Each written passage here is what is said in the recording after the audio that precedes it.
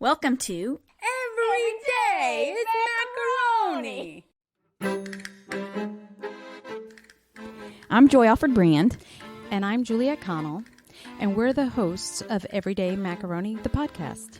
This podcast is a look at the lighter side of life, where we talk about our adventures as a modern blended family. So sit back, relax, And prepare to have your funny bone tickled. Hello, listener. Well, we've got a lot going on in this episode, and we're going to get into that in a minute.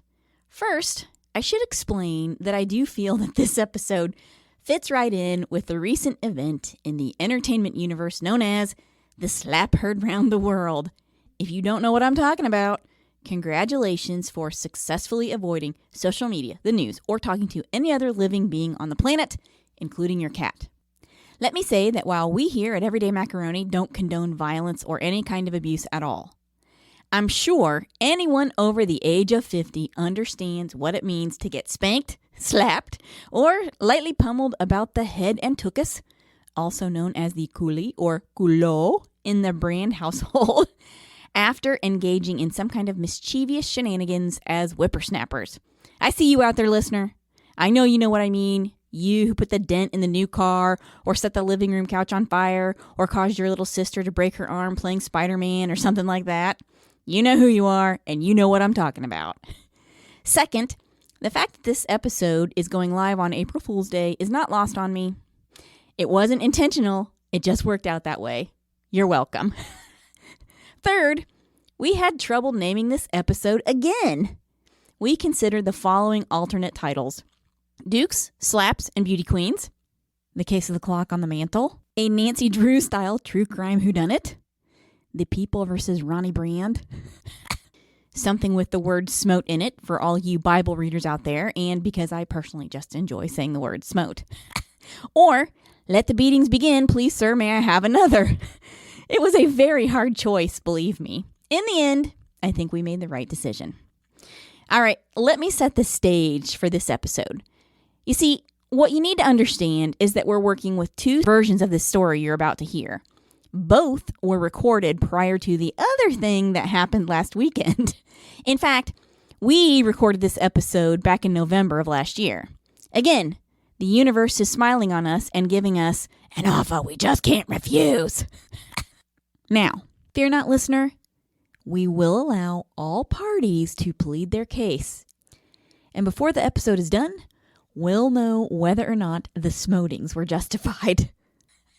So, let's join the conversation with Juliet, Ron, and I as we start off talking about the sibling dynamic in The Smack Heard Round the Block. Today, people, Yeah. we are joined by Ron Brand, my brother Joy's husband. Well, today we're talking about more fun family stuff. And I think that's important. It's a great segue, having siblings on the show, especially you guys, because we're so great. well, the stories are about you. So, Well, yeah, that too. You're both welcome.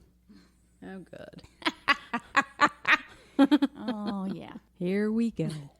Just to put it out there, I didn't have a choice of him, but you did. That speaks volumes. That's true. But I married myself, really, just a male version of me. So A we're very similar in a lot of ways. bold, tan version of you. I can generate a lot of hair out of my head. That's not an issue.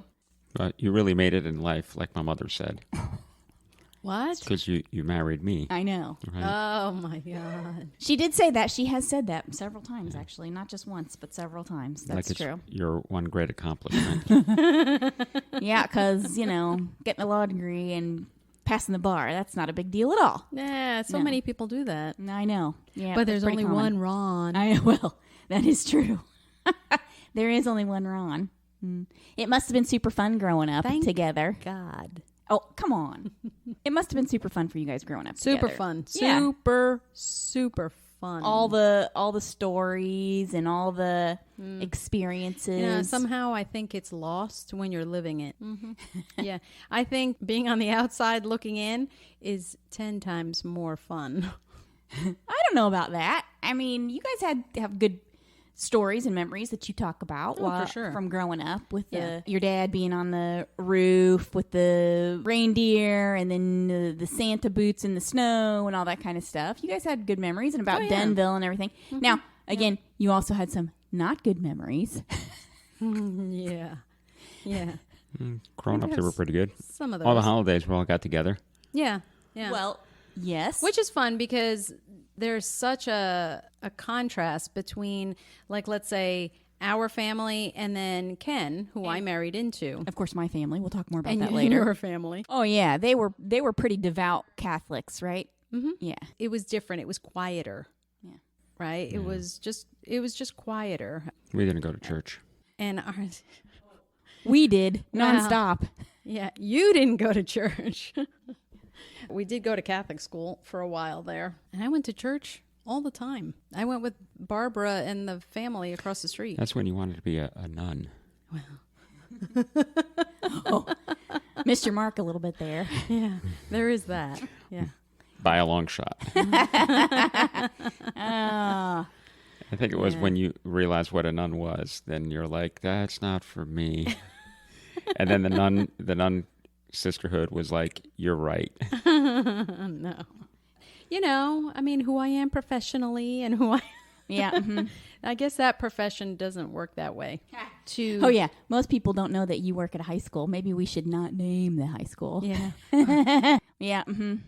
Very different experiences from background perspective. I mean, I spent a lot of time in church myself, but my family was very, very different. And there were other differences too. Not just I was raised Baptist while you guys were raised Catholic. Mm-hmm. Also, from a parenting perspective, to a certain extent, there's a lot of differences there. Mm-hmm. Except, yeah, for sure. One thing we did share, though, is the whole idea of spare the rod, spoil the child. Mm-hmm. Listener, it has been brought to my attention that the phrase spare the rod, spoil the child could possibly have two separate meanings. Most of you have likely heard it a time or two and think it comes from the Bible. I feel like this is where the word smote would be useful. However, the phrase actually comes from a 17th century poem called Hudibras, I think I'm pronouncing that right, by a guy named Samuel Butler. Now, there are several schools of thought about what he meant when he wrote the line, spare the rod and spoil the child, but I'm going to let you do your own research on that since the context of his poem was a little bawdy, shall we say. Canterbury Tales, anyone?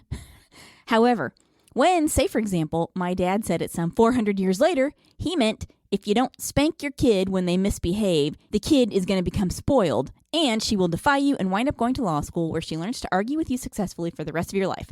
Now who's smoting who? Good times right there. We now return to our podcast that's already in progress. It is very funny. I mean, generational, I think. And I grew up with the beatings. And just for the record, we were never beat. Let's check the evidence, shall we? I give you what we're going to call Exhibit A. And I got the cord and I went bing, bing on his legs. We were spanked or smacked. Yeah, every generation. It was a one-time thing. I feel like if we say we were beat, that we were curled up on the floor and they were like continuously smacking us or kicking us or something like that. No, they just, every generation, the term beat has a different meaning to it. For us, it was, I think, open hand. Yeah. The generation before us, it was closed hand, closed fist. With a stick. You know? Nowadays, it's, different. Now it's all verbal. Yeah, well, just from the legal perspective, when it comes to assault, there is no difference between an open hand and a closed hand. I'm just saying. So, And the statutory limitations are over, so... It's always fun when you talk about the law. My parents are safe, The penal system is a strong and strange one. That's true. But there was definitely that was the consequence. It wasn't sit in your room and consider what you've done and then come out and then we'll talk about it. No. Oh, no. It was much more instantaneous. No, I got whacked. Yeah, me too. I mean, if something happened in public. And there was no pause. It was like, Yeah, you were grabbed and then dragged to the car and then smacked around. And then that's when the talking started. After the beating, then it was like, what were you thinking? How could you do that to me? You made me look like an idiot. What took 2 seconds for that kid to do whatever ridiculous thing they thought of and did, right? So the act took all of 5 seconds. And then the conversation takes more like an hour. And you're thinking, you're not getting it. Right. And you're just like, you know what? One quick smack would have done it all. And then you could have moved on, and by now you'd be eating ice cream because the kid had apologized. They get the consequence. They understand the urgency. I don't know if we want to put out there the one quick smack theory. The one quick smack. I'm okay with that. Aaron can talk to you about the one quick smack. For the record, note that I am intentionally avoiding any kind of joke about the one quick smack thing. Just FYI. I think my generation was more of a hybrid, which I think every generation has their hybrid, right? You take what your parents did, and then I would give them the chance. Smack that hand. I don't have to say why I smacked you because I already did twice before. And then that's it. It's done. It's a little more immediate. And you don't place so much emphasis on it either. It's funny. Yeah. It's funny how you mention a hybrid of how you parent and how your parents parented you. So let's hear about your experience as a kid and discipline. Yeah. Well, Ron, you're being pretty quiet over there. What do you think of parenting from mom and dad's point of view, obviously? I saw them beat you a lot. And well deserved. Yeah. Okay. Well, I do have a clip from last Monday night's dinner. That's why it's extra good that you're here, because this is a clip about you. We'll call this Exhibit B. We've asked Lita, do you recall what happened on the night little Ronnie cut the cord on the clock? That because he was mad. Why was... You want to go someplace and I didn't let you or something like that? Yeah. And then he went and cut the wire and I didn't eat all day, and I wanted food. And she wouldn't let me eat. Someone always calls during dinner. I think that was the only time that I must, hit you. Wrong. Yeah, you do forget a lot as you get older.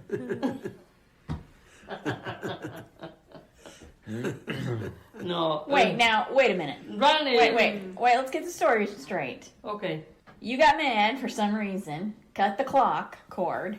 Because Julia wanted to watch TV, and it was my night to pick what to watch on TV. Oh. Yeah, Juliet. Is that what Way to it go. And then you went ahead and said, nah, we're going to let her watch whatever she wanted to watch. Oh, really? I was so nice to Juliet. And then what happened? A rare thing. And then he got mad. That's when he Ensues stomping of feet. so he got mad, and then naturally I got mad. Why'd you get mad? Because it was a clock Oh, that I didn't buy it. My friend Rosario, I was working in a good company, and I did everything I could to have Rosario there. Oh, to help her. Oh, Yeah. to get a Not job to there. help her Yeah, to right. get a job. Yeah. And she was so thankful. She bought me this beautiful clock, really a nice clock. And so he said, well, for whatever it was, yeah, I guess he's right. I don't, but, and so he cut it.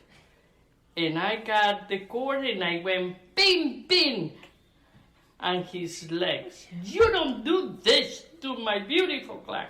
Well, that was it for the clock, huh? Yeah. Yeah. Well, how old were It could you? be repaired.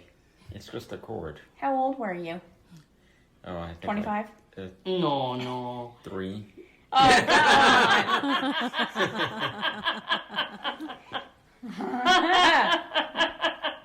Yeah, I guess maybe 9, right? Somewhere in there. And she 8, whipped me. 9. 8 or 9, that's all it was. I think it was like 10, 20 lashes. Well, it broke your finger somehow. No, that was a different day. Oh. Oh, yeah, that was a different day. No, you were right. It was more than once. Maybe if I counted right, maybe half a dozen. Only half a dozen. And she whipped me with the cord for the clock. Yeah, I know. The 20 Because lashes. She said, I have to beat you so that when your father comes home, I can show him that I beat you. No, she did not. Like because you have marks on your legs? Yep, on my back. Oh, come on. And on your back. Come Stop. on. Yep, Stop. she Oh, did. You're come so on. She full of it. whipped me with the cord that I cut. So it's not just that she beat me, it was symbolic. Like a mafia hit? Is Yeah. that what you're getting at? It's like you cut the cord, now you created a whip Oh, I see. that I'm going to use. And so she whipped me with the cord. Oh, yeah. Okay, I don't remember it being quite that violent. Oh, that's because you didn't get whipped.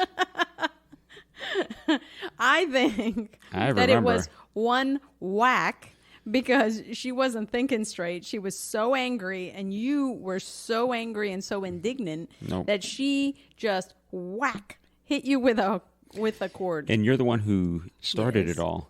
Because The you- reason why they for allowed Christmas, me she wound up going to Spain. And then my parents said, you could either go to Spain or you can get a TV. And I said, I'll get a TV. So they gave me a black and white TV, and Julia got to go to Spain. And then when she came back, the big color TV in the living room, we had alternating days. And the Miss America contest was on TV. Wait, did you just say you got a TV in your room? Mm-hmm. So why were you even out in the living room? Yep, because we had alternating days, because I had a little black and white TV with a knob and with the antennas. The one in the living room was color, it was big, and it had cable TV. And so we alternated days. My day, and I wanted to watch Dukes of Hazzard. You had the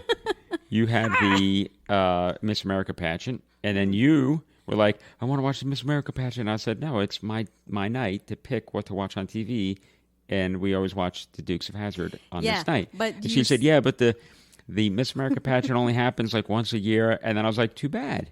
And then she said, I'm going to go talk to Mom. And then I could hear her, and she goes, Mom, don't you want to watch the Miss America pageant? It only comes once a year, and it's on right now. We should watch it. And she says, yeah, you're right. And so you did. And then I started protesting, saying, whoa, hold on a second. It's my night to pick what to watch. And Julia was like, no, Ma, he has his own TV. Let him watch that. And then that's why I got angry.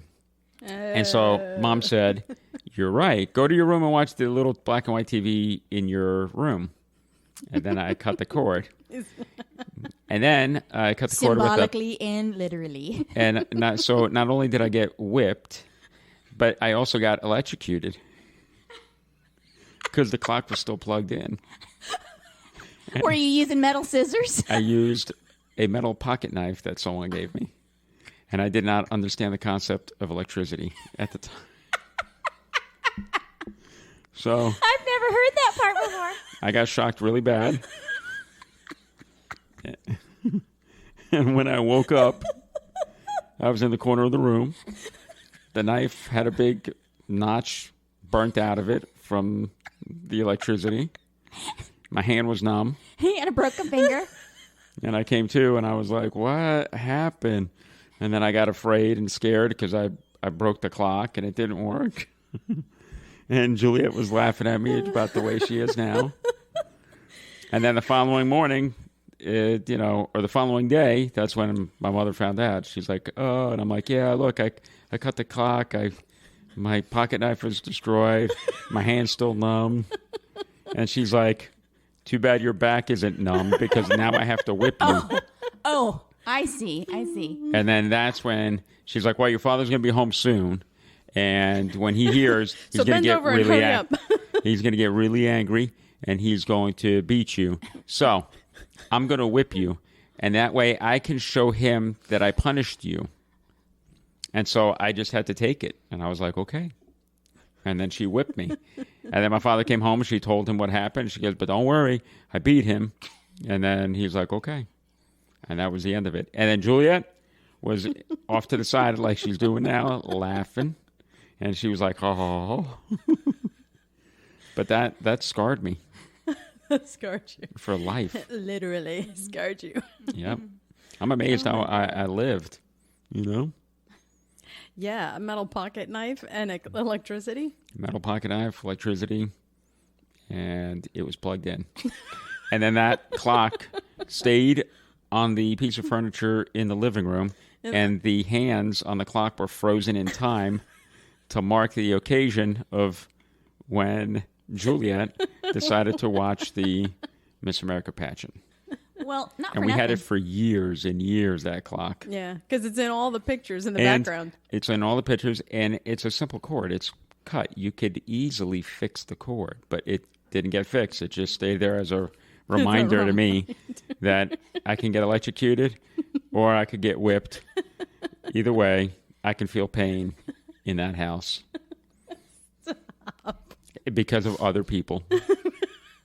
Yeah, no, yeah, not anything having to do with your own actions. No, I was a and your 9-year own choices. I was a 9-year-old child. Did not know any better. You were older. Yeah. I was the youngest one in the whole family. I did not know any better. And they just tormented me. Actually, Yeah. that was Juliet. All right, if we disregard the badgering of the witnesses, let's check the second recording made at a later date, and let's call it Exhibit C, just to keep them straight. And this way we can check the evidence and see if Ron changes his story. Wait, okay. What was the full story? Wait, you were angry? The full story, and you'll appreciate this because it was your mother who was trying to make trouble. So, your mother decided to go to Spain instead of get a TV. And then it was my turn. And then they go, would you like to go to Spain or get your own TV? And I said, oh, I'd rather have my own TV. So I got my own TV. And Wait, it not was just a- any It TV. was a small, black and white. Yes. small black and white TV. Yes. Wait, And they the- didn't have color back then? No. Yes, they had Yeah, color they did. TVs, Yes, but they had color TVs, but his was a little black and white one. Yeah. But they had the color Oh. already. Yeah. Yeah. The living room I don't TV know. was big, and it was in color. Oh, okay. And so we would take turns. Monday's my night, Tuesday's her night to pick what we want to watch, so on and so back and forth. And then Friday was Dukes of Hazzard. And they had the beauty pageant on, Miss America. And so Which I'm surprised that you did not Juliet watch was it. like, not with the Dukes of Hazzard, because I'm I just went saying. ahead and I put the TV on, and Juliet's like, no, Miss America pageant's on, we're going to watch that. And I said, nope, it's Friday night, it's my night to watch whatever, it's my, and she goes, but you got your own TV. And I said, doesn't matter, it's my night, I'm going to watch this. So what does your mother do? She goes over to this one, and she goes, hey, you know, the Miss America pageant's on. It only comes on one night a year, and it's on right now. We should watch it. And she goes, okay. And I said, no, that's not fair. It's my night. I should watch Dukes of Hazzard. And Juliet goes, Mom, he has his own TV in his room. He can watch it on his channel in his room. And so, of course, she goes, that's a good idea. Go to your room and watch it. And I was like, but that's not fair. It's a tiny little black and white TV. It's not enough to do the Dukes of Hazzard justice. correctly, Ron. Oh, I did. So I was angry at this one for, agreeing. So I got my little pocket knife that he gave me. And So it's your fault. provided me the weapon and not the proper training. And so I got the cord in my hand, and I cut the cord because I was like, I'm gonna Don't break forget it. the step. He cut the cord, but never unplugged the wire. True, because I was not properly trained. So I cut it, and as soon as I cut it, I got electrocuted. And it knocked the knife out of my hand. It actually notched a big gouge out of the blade. I mean, it knocked me. Well, think about it, right? You're cutting the cord. And back then they didn't have safety, mechanisms to keep that from happening. Ground fault interrupters. Nothing. So I took the full brunt. And that knife, the pocket knife, was very conductive of electricity. It was a very good conductor. So once I realized, oh my God, I'm okay. I'm alive. Where's Dukes of Hazzard? I was like, whatever the Dukes of Hazzard, it's already over. The Incredible Hulk's on. I blacked out for a half hour. And I realized there's no fire, but the knife was all blackened. Nothing caught on fire. And then I was okay. I can actually move around. So I'm like, okay, I'm alive. I have all my And limbs then, intact. Then I went to the clock, and I'm like, the clock's broken. So no matter what, mission is accomplished. And then, I think it was the following day, she finds out that the clock's broken. She goes, we're up to the clock, And I was like, I don't know. And she's like, you cut the cord? I said, yeah, I cut it, And then she's like, I'm going to have to punish you. And so I got whipped also. Yeah. And she started beating me with the cord because it was symbolic. I'm surprised. What you should have told her is that I already got it. I electrocuted myself. I showed her the knife, and it only got her angrier because now I broke the knife as well. And she's like, your father gave you that. And then she said, I'm going to have to whip you. And she said, I'm going to have to leave marks so when your father comes home, I can prove to him that I punished you. Oh my God. And so she did. She got the cord and she whipped me across the back. Oh my God. And then she showed him when he came home. She's like, hey, look what happened. He did it. And he goes, okay. She goes, but I whipped him really good, and so it's all taken care of. And then he goes, okay. And that was it. And I was like, seriously? Okay, he's been punished. All that for nothing? Didn't even get angry. I was like, come on. It's ridiculous.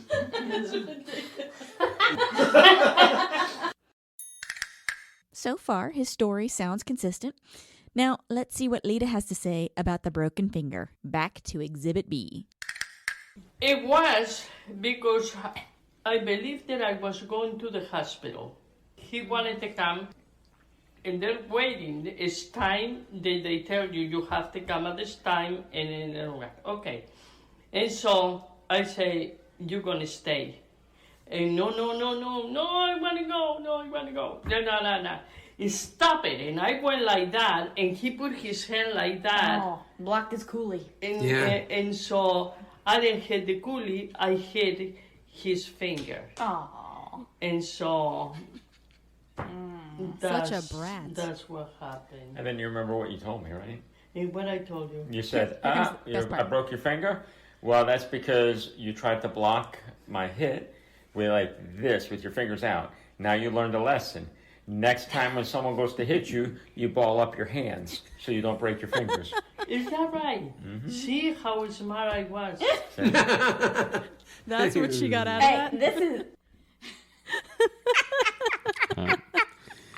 To this day, Ron balls up his fingers And has in a fist. And has a crooked finger, too, from the incident. A clench of rage. Yep, and never healed right. Yeah. That was a lesson learned. And again, we go back to Ron's version of the story in Exhibit C. Just like when you broke my finger, remember? Here we go. She was beating me, and I was so little I didn't know how to defend myself because I wasn't properly trained. And so I would put my fingers straight out like this. And she came down and hit me and wound up breaking this finger. This one right here. See how it's crooked? Yeah. Remember? And then I started crying, my finger, But my you finger. went like that. Doesn't matter, my finger was, the fingers were out. And then you looked at it and you saw, oh, I think your finger was broken. And then you looked at me and you said, what, remember what you said? You said, well, now you'll know better. When you go to defend yourself, you go like this and make a ball with your fist, not like this. With your fingers straight out. Remember? So not only was I getting beaten, I got a finger broken, and then I got a lecture on how I was defending myself. So I got the training afterwards, which should have happened before. Remember? You gotta make a fist like this to protect yourself, not like this. Yeah. Here I am, almost 51, and I still have a bent finger because of it. Yeah. Pack your bags. Here's what your mother had to say after you held her feet to the fire about the broken finger. When you have I love my kids. I love my kids. So it's true. Naturally, he was in pain. Naturally. But do you know how I feel? Terrible. But at least I learned a lesson. And that's why my finger is crooked. Yeah. Aw, aren't you lucky? And yours is too. Look at that. Mm-hmm. That might just be genetic. No. She broke it. Yeah. She's good at breaking fingers. Yeah, she broke her. Actually, Erin broke her finger when she was a baby. Not that she broke it, but she went to go. She put her on the counter for some reason, and she thought she was going to fall off the counter, and she grabbed her. And however she grabbed her, she. Oh, maybe that's how she finger. broke her pinky. Yeah, maybe. So, yeah, it's a circle of life, I guess. Well, They would chase us around the house, around the fireplace. Remember?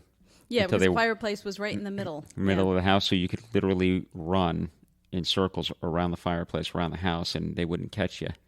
And then my father thought he was clever, and so he walled off one of the doors. Yeah, but you make it sound like he walled off the door just so he could catch you. Like I he beat think us that's so why often. he did it. They said it was for more room for the furniture and a better layout of the house, but we couldn't run around the house anymore. So then we were trapped. It was we either ran around the dining room table. you could run around the dining room table or you could run outside, That's true. and then they'd never catch you. But you always had to come home. But by then they'd cool off. Do you remember when my parents were always working and the swimming meet that we had ended late, and the coach said, hey, there was a carnival in town. He goes, how about I take you guys all there as a celebration for winning whatever. You weren't there. I don't remember that. And we all went. And when I got there, I said, okay, I just got to call my mom and let her know that I'm not going to be home. So I'm calling. And back then, obviously no cell phones. The phone was busy. So I went to the fair, and then I would go back and tried calling again, and it was constantly busy. So we all got dropped off home, and I'm going to tell you that it was like a cartoon. In my head, all I can remember is Mom, and literally her arm came out, grabbed my shoulder, and like a cartoon figure, I was lifted off of my feet and somehow landed in the living room.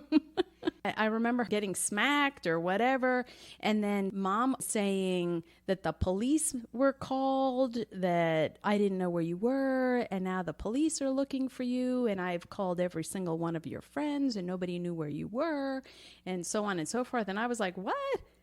I tried calling, but the phone was constantly busy. That didn't go over well. Yeah. Is that the time she broke the wooden spoon over your head? Now, you know what? The only spoon that I ever know of being broken was... Yeah, I don't remember any kind of It was a family spoon. thing. It's a family thing. Yeah. Wait. Wooden spoon. Where is it? Where's my To wooden be spoon? honest, Juliet was usually the troublemaker. But I'm the one that usually got beat. Uh-huh. Yeah, that's... Yeah. Uh-huh. Oh, yeah. Yes, I had It a was better... soap poisoning. I know. I had a better defense team.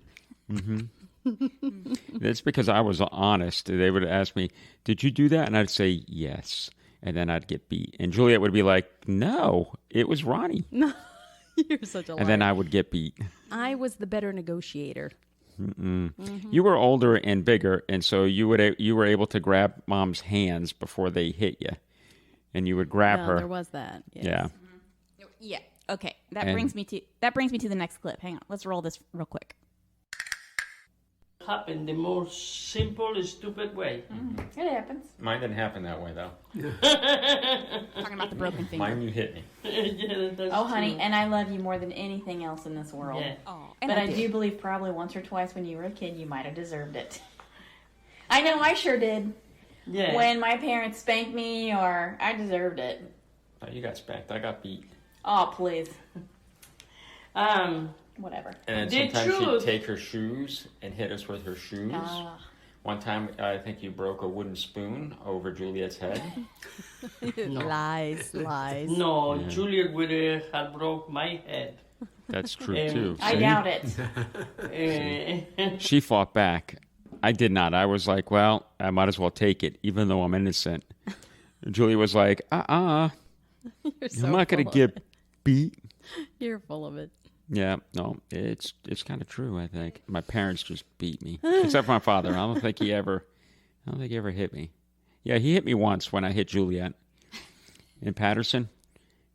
I mistakenly punched you in the face, and you started bleeding, Mistakenly.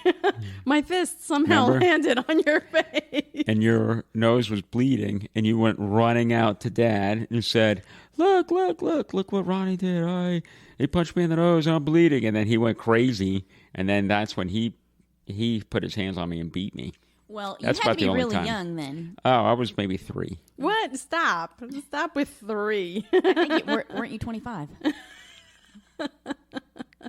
So Middle school. I was probably- so 4th grade. I was probably in like 4th grade. 7, maybe 8 at the. And you mistakenly punched your sister in the face. Yeah, how does Yeah, it we were- mistakenly happen? How We does were that jumping on the bed, and I forgot what it was. We were jumping around on the bed and pushing each other around, and I think I pushed you, and you hit the wall because the bedrooms were really, really small. The wall's right next to the bed, and you somehow hit your nose, and you started bleeding a little, and you saw the blood, and then when you saw the blood, that's when you freaked out.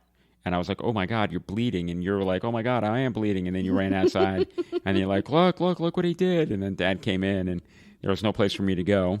The room was so small, and then he hit me. If I'm not mistaken, I think he either slapped me real hard or he punched me. It doesn't matter. No, he didn't punch you.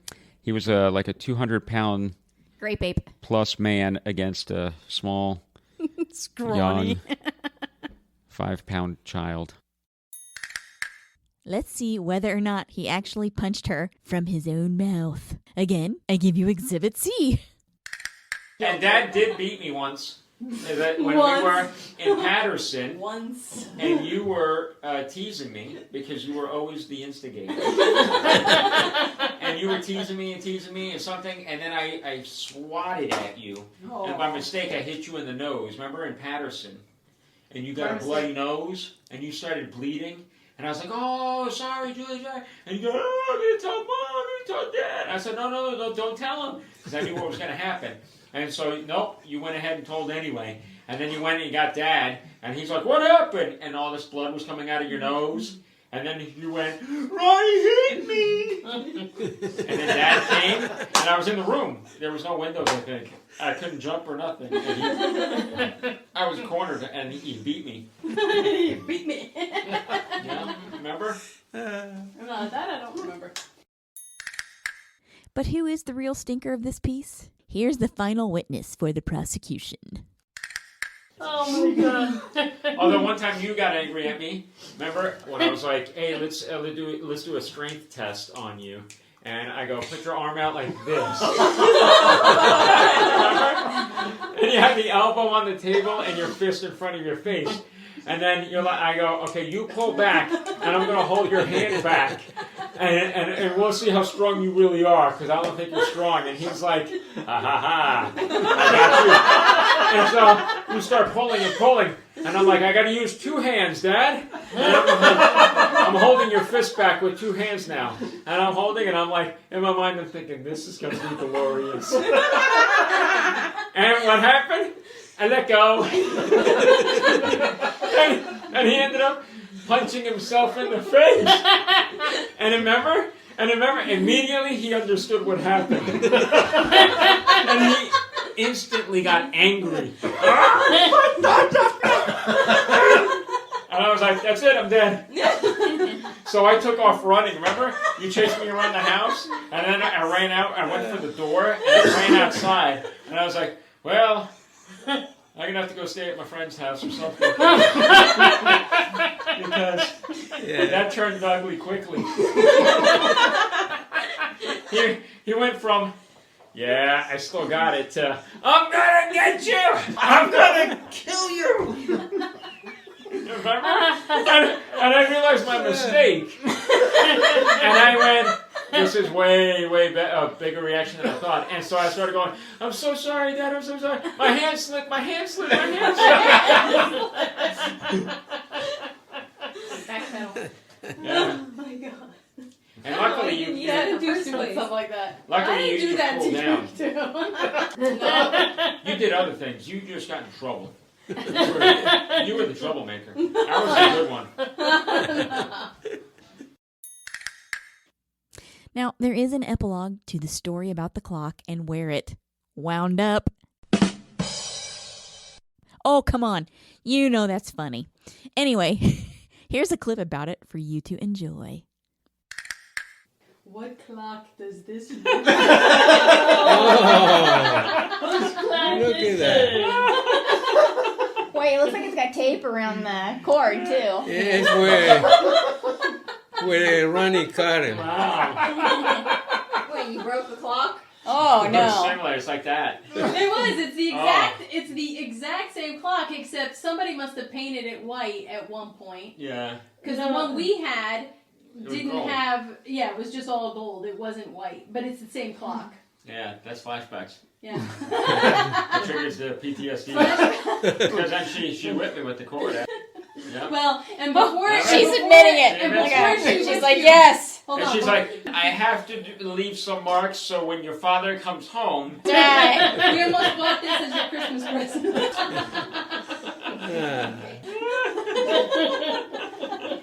I was walking by and I was like, wait a minute. And then I kept walking and I went, hey Ken, hold on a second. I gotta go back. And I'm looking at this clock and I was like, that's the same clock, except it's got white. Like either someone painted it or whitewashed it or whatever. I was just like, but the guy was far away, so I didn't know how much it was or anything. I was just like, I gotta take a picture of this. Whatever happened to that clock? They probably had to throw it out after you cut the cord. Yeah. You could easily repair it. I mean, It's just a cut you know, cord. if you weren't Yeah. careful, you could get electrocuted. My friend Rosario, it was a Electrocuted himself. present from He her never unplugged because it. I got her a job where I was Yeah, so with the working, metal a scissors, really he was good like- job. And I still friends with her. I never told her I don't have the clock. Never. Because poor And he thing. blacked out on the other side. I want to take this opportunity to give a shout out to thisdayinquotes.com, the website that provided the information about the phrase, spare the rod, spoil the child. Thanks for the great info. As usual, if you want to do your own research on that, I'm going to include the link to that website in the description of this podcast episode. If you want to see some pictures of the clock in question, you can check our Instagram account, which I encourage you to follow and get your friends to follow too. And so we conclude Everyday Macaroni's true crime episode. I'm pretty sure we can all relate to these stories, and I'm going to let you draw your own conclusions about who smote who and whether it was justified. Either way, I think we can all agree that one should never try cutting a power cord while it's still plugged into the wall socket. Oh, and remember to make a fist when boxing with My brother. This has been a public service announcement on how not to electrocute yourself from the National Department of Public Stupidity.